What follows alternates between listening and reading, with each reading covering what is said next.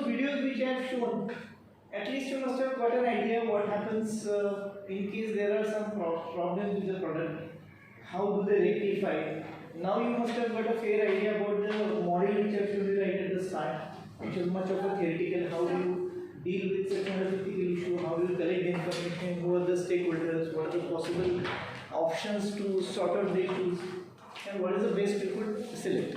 So with specifically the world over known cases of Maggie and Cadbury, at least you must have got a fair idea what could have been the ethical issues and how those were sorted out. So let us see these with few more examples here. So these are the ethical dilemmas which happens though at organizational level, but then when it comes to ethical dilemmas, when we use the word dilemma, it is always the double situation of our mind. So we are not able to make it whether I should go to side X or whether I should go to side Y, and that is likely to create a lot of ethical issues in your behavior, which will be ultimately leading to the ethical issues in the organization.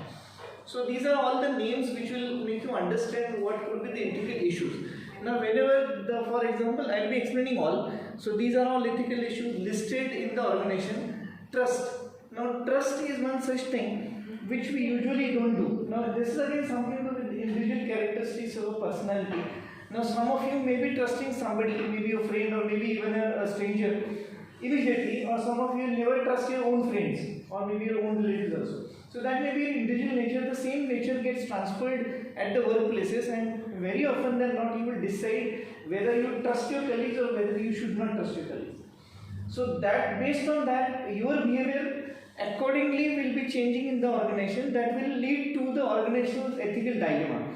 I'll tell you an example which will make this clear. Supposing you have a full trust in your colleague and you are very much sure that whatever he does, he is always doing something, always ethical, he is very much principled, very disciplined, and maybe very much following the principle, following values. So he is a very decent person that way.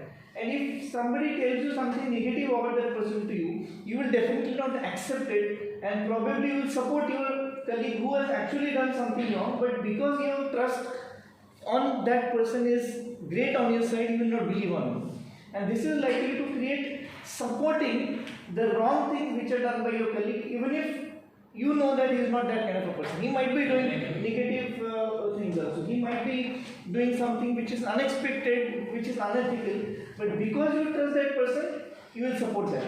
So indirectly what is happening, because of the trust, you are likely to get yourself wavered between positivity and negativity of the things happening. So whenever we say ethical dilemma, you have a confusion in your mind whether I should support this or whether I should be going against this particular activity, particular act. Same thing happens with the principles. So you have your own principles, the another person has got their own principles. And whenever we say principles, those are all nothing but the values which we have discussed in model number 1. So all honesty, integrity, etc., etc. Those all are supposed to be principles. Now when these principles, they will never remain at the individual level, because all these value systems we have to follow in our day-to-day life and in our work life. So in your day-to-day life, which is not from the work or which is away from the work, you definitely can do it. But then at workplaces, if you follow this, then those will become your principles. So you will always hear from your workplaces that that person is very much honest, that person is very much loyal to the company, he has never been found doing any kind of a fraud, he is a very nice gentleman. So all those kind of virtues which people talk about you are nothing but the principles you follow. Now every person will not be following all the principles as far as the values and virtues are concerned, because it totally depends, and I started with the discussion, that it totally depends upon what kind of principles, values you want to inculcate in your own life and which are to be taken at the personal, at the professional life. It happens very often that it may be possible that in the professional life you are too much principled and in personal life you are not, and vice versa. It may happen. Because when you go to the workplace, you might think this is not my, I don't own this particular company, so you are likely to go or not follow the principles which you may be following in the personal life. Now again, few examples will be coming up in the later slides.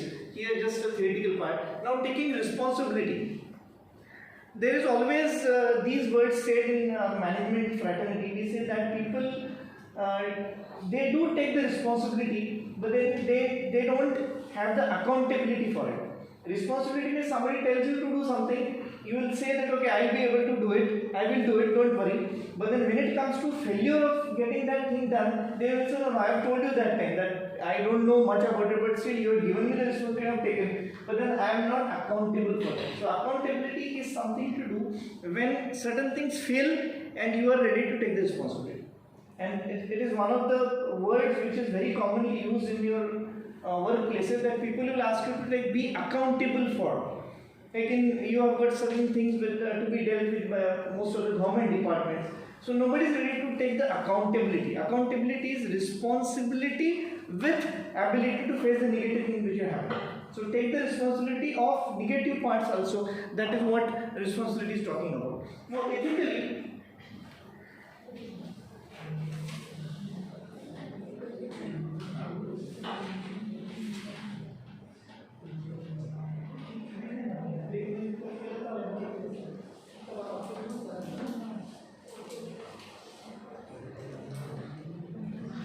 okay, so when you take the responsibility of the workplaces, there is always an ethical dilemma. And you will always hear the people saying it was not my duty, I was not supposed to do it. And whenever you will hear such kind of statements that it was not my responsibility, people are having ethical dilemma, whether it was my responsibility or whether it was not. You may be one of them, you will be,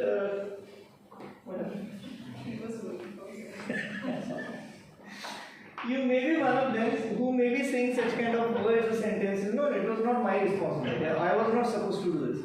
And that's why in HR department we do have something called as a job description, JD as they call it, job profile in simple. Job profile is what you are supposed to do, at the same time what you are not supposed to do. When you go from one level to another level, so when you go to the higher responsible level, your responsibility increases and probably your work will reduce. But if something wrong goes in the company, you will be held responsible. That might have been done by the lower level people. Even the cases which you have seen, maybe a Maggie case or Cadbury case, that must have been done by the external people. And we have seen in a Cadbury case that their packaging was such that inside you, I don't know whether you remember this or not. You must have been very small kids at that time. The Cadbury inside wrapper used to be loose. It was not foiled pack as it is now. So that must have been done and proven in the case that it must have been by some outside agency, maybe some competitor agency, who knows. So they must have done to blacken the image of the company. So in such cases, nobody was ready to take the responsibility. Ultimately, the responsibility lies with the topmost authority of the company, who may be MD, who may be CEO, or the topmost officials, or even to the board of directors. So it is a decision of the top officials in such cases what is to be done. And then we say that they are taking the responsibility along with accountability. So in 2-3 cases which we have seen, that Johnson & Johnson case, then Burger's case, then even in Maggie case, and even in Cadbury case, they have removed all the product manufactured during that particular era entirely from the market. They suffered losses in crores of millions of dollars, which would be again some 100 times of it in Indian rupees. But why? Because they wanted to take the responsibility. So the decision of removing, even if the company might be facing losses at that particular moment, was accepted because they have taken the responsibility without any dilemma in their minds. So there was one case, it was shown that whether they will take the I think burger or medicine, I don't know. They will take that product out only in that city, or whether they will take the product back from the entire world. So that may be an ethical dilemma with reference to responsibility.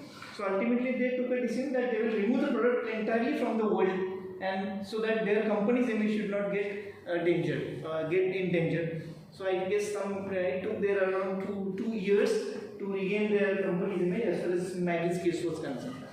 Then behavior is absolutely individual. How do you behave at the workplaces? That you will decide. And we always say that I behaved with him like that because he behaved with me like that.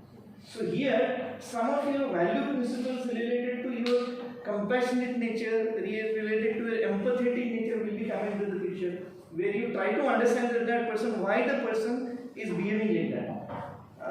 I don't know whether you have this subject, organizational behavior. Yes. Okay, so organizational behavior subject will be talking about behavior of the people in the organization. And the very fundamental, very basic definition of organizational behavior is to understand why the people behave the way they behave. So if you are a kind of a person who is very much understanding nature, who is very much empathetic nature, you will always understand the person. Even if he is behaving erratically, you will behave good to that person. You will try to understand, he must have been in a bad mood, something must have happened in his personal life. So you try to understand that particular person, even if he is wrong, even if he is doing something wrong, even if he is angry on you, even if he is doing some kind of unexpected things, unethical things, you understand that person. You try to empathize that person, try to convince that person that this is something wrong which you shouldn't do. So here we are talking about the behavior of yours to be matched up or maybe not matched up with somebody along with you, maybe your colleague or maybe anybody around you. So there may be a dilemma, whether you should go with that person, whether you should accept that person as it is, or whether you should retaliate or contradict to that particular person. It totally remains to the individual, so therefore it could be a dilemma. Relationship, maintaining relationships.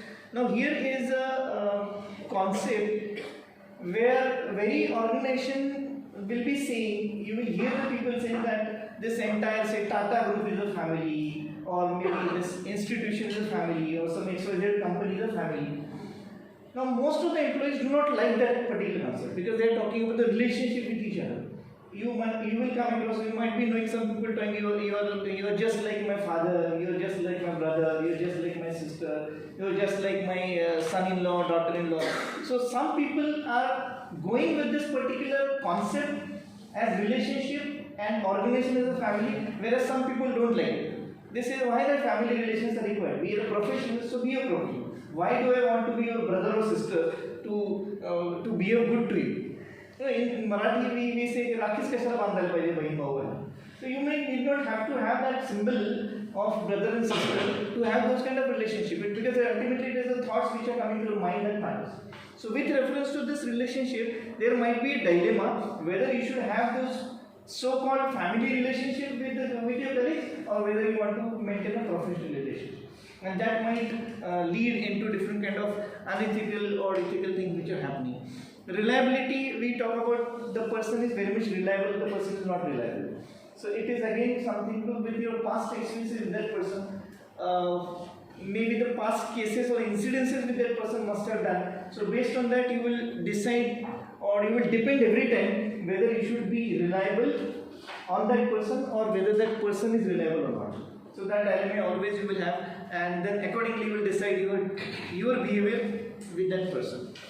Morality is a very fundamental principle of ethics. Morality itself means ethical. So whether to behave ethically or not, that individual level will be carried forward to the workplaces, and accordingly you will decide. Choice, whether you want to make an ethical choice working with a company, that again remains with you. So therefore, whenever you have got in two minds, in simple words we call it as an ethical dilemma.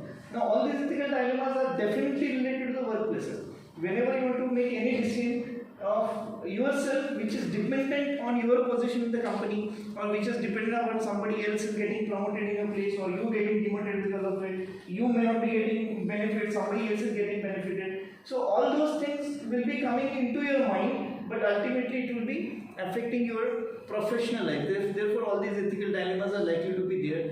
Now these are different functional areas. I have shown you the ethical cases of all the different areas. HR I have shown, production I have shown, marketing, finance I have shown. Finance I didn't understand much because I am not a finance person, but still whatever I could read from that video, that I tried to understand.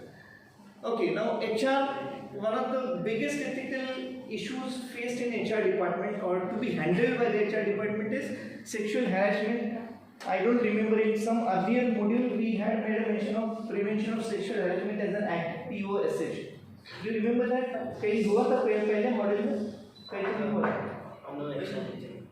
अच्छा, in our subject it's not there. Okay. So this was an act, rather this is an act which came into force in India as far as I remember 2014 or 2015. Because there were many cases of sexual harassment, and the act is called as Prevention of Sexual Harassment Against Women. The act is not applicable to men because there are no cases, or maybe very rarest cases of sexual harassment against a man or a boy. So this act specifically came up into the force protecting the women, and this has came when IT companies there were many cases of rape of a girl in a cab, then gang rapes and all those cases came up in typically in Indian organization, Indian corporate scenario.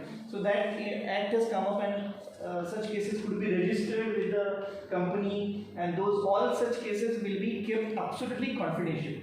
So the name of the girl, the incidences, the people who were involved in it, those will not be disclosed to anyone, and it will be kept highly confidential. There is a separate committee appointed on it. They will be taking all the cognizances, all the witnesses, and the case will be run in a court, which is a internal court. There is no court, but then kind of a committee which sits on that particular issue, and the decision will be taken to the extent of dismissing somebody or dismissing the culprit also.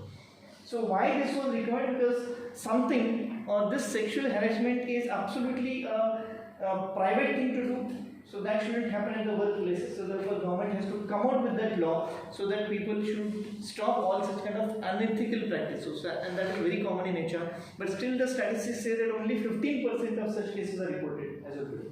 Still, even if the act has come up now, still girls usually do not want to report such cases because it is likely to defame her as well.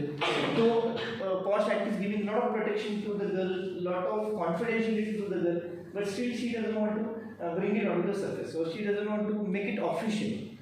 So some statistics say that still, whatever, even if the act has come, around 15% cases are only reported, remaining 85% are still not known to anyone.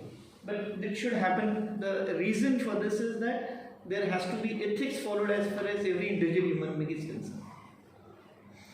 Then marketing, HR again, continuing with HR.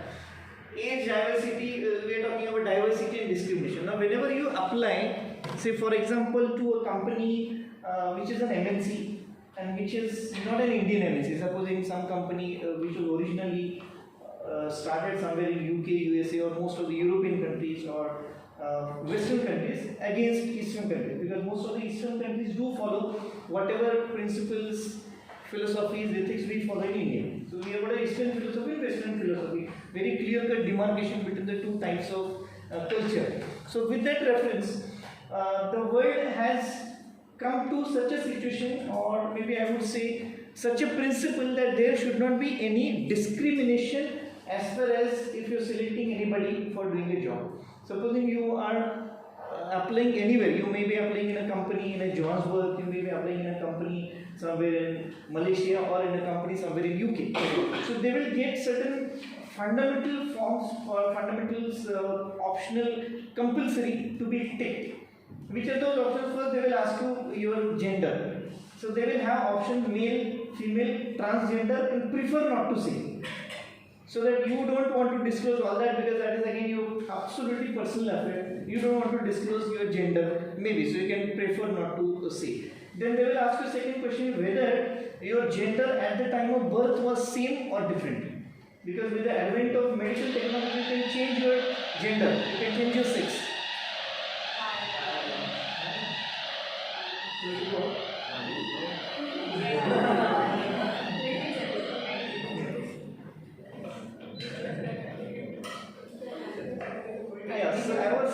Talking about medical has gone so advanced that you can change your sex. A male can become female and female can become male. Though it is not those cases, I don't know much in our country, but then it may be very common